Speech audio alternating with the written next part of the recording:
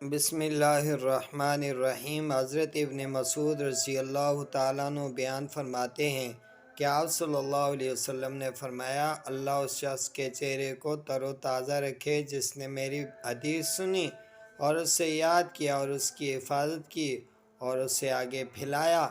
بسا اوقات اہل علم فقیہ نہیں ہوتے اور بسا اوقات فقیہ اپنے سے زیادہ فقیہت تک بات پہنچا دیتا ہے۔ 3 خصلتیں ایسی ہیں جن کے بارے میں مسلمان کا دل خیانت نہیں کرتا۔ عمل خالص اللہ کی رضا کے لیے ہو۔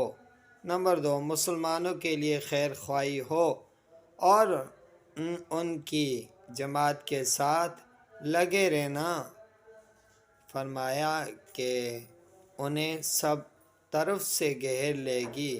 ایسی خصلتوں والوں کو اللہ کی رحمتیں ہر طرف سے گھیر لیں گی۔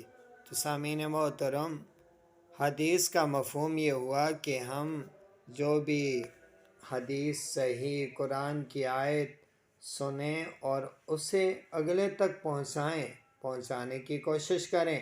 یہ نہیں کہ خود سیکھا اور سنا اور اس پہ عمل کر رہے ہیں، بلکہ ہمیں چاہیے کہ ہم سیکھیں، سنیں اور پھر اگلے لوگوں تک اس بات کو پہنچائیں تاکہ وہ بھی اس پہ عمل کریں اور ان کی بھی زندگی بنے۔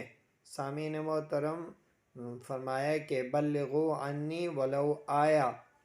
آپ صلی اللہ علیہ وسلم نے فرمایا کہ تم آگے پہنچاؤ، میری ایک آیت بھی، میری ایک بات بھی آپ تک پہنچے، اس کو دوسرے لوگوں تک پہنچاؤ تاکہ ان کو نفع ہو۔